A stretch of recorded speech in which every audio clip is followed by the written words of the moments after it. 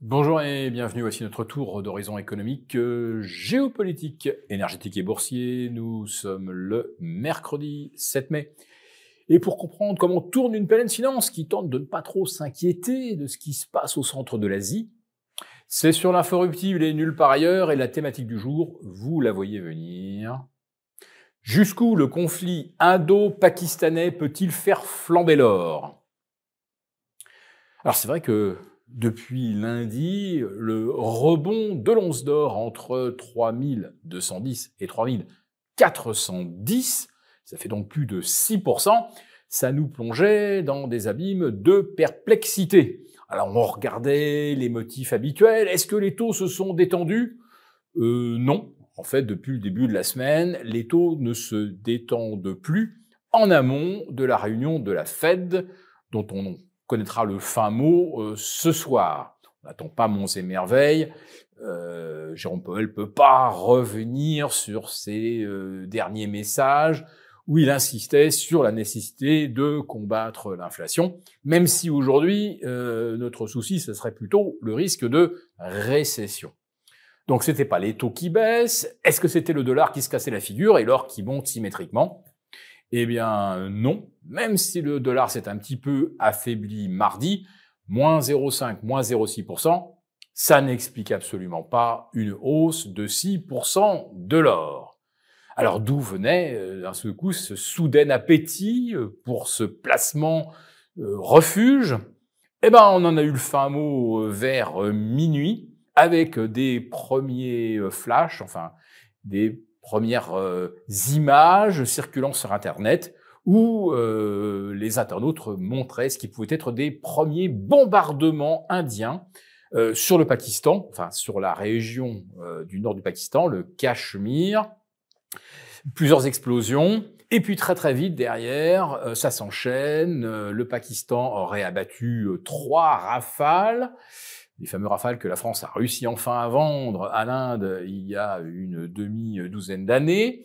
L'Inde prétend de son côté avoir abattu des Sukhoi et des avions chinois.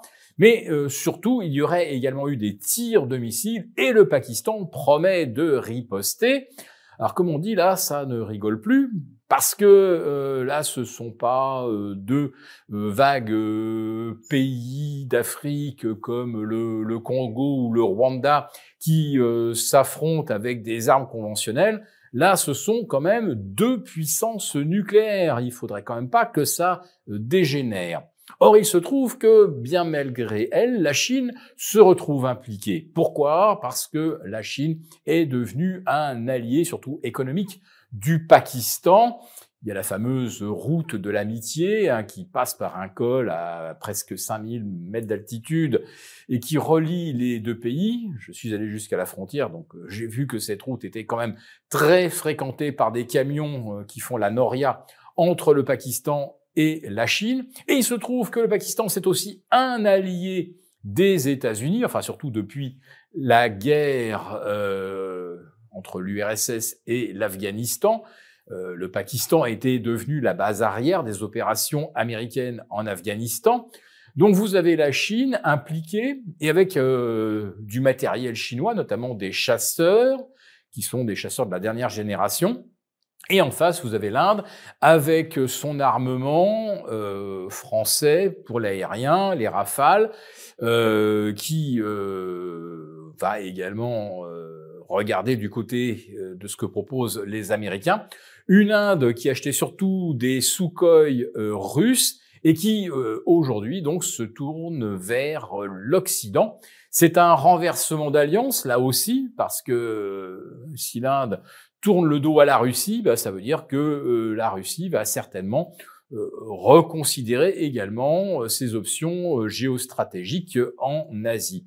Donc tout ça, c'est quand même quelque chose qui peut constituer une sorte de basculement. Et on n'en a pas fini avec l'autre basculement, qui est celui du commerce mondial vers un côté un petit peu protectionniste, retour sur soi, et qui risque de se généraliser. Alors, vous savez que les marchés ont beaucoup rebondi ces derniers jours parce qu'on espérait que les émissaires américains et chinois allaient enfin se rencontrer. C'est ce qu'ils vont faire, c'est ce que Scott Bessent, le secrétaire d'État au Trésor américain, a confirmé. Mais il a ajouté, ou je ne sais plus si c'est dans son entourage, qu'il ne fallait pas espérer que l'on obtienne des accords ce week-end ou même dans les 10 jours qui viennent. Il va falloir probablement négocier jusqu'à la fin du moratoire qui va jusqu'en juillet.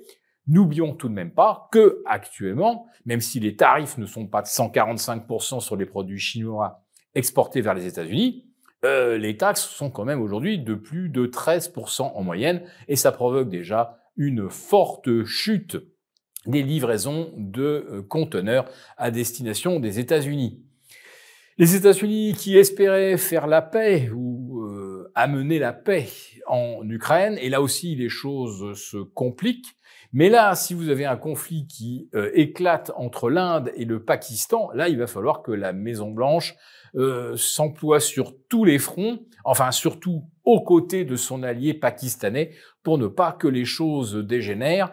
Quant à la Chine, eh bien, si l'Inde insiste un peu, ça pourrait également brouiller les deux pays et eh bien remettre en cause quelque part la fluidité du commerce entre les BRICS. Voilà, donc il se passe énormément de choses. L'or, donc, vient d'en profiter pour reprendre 6%.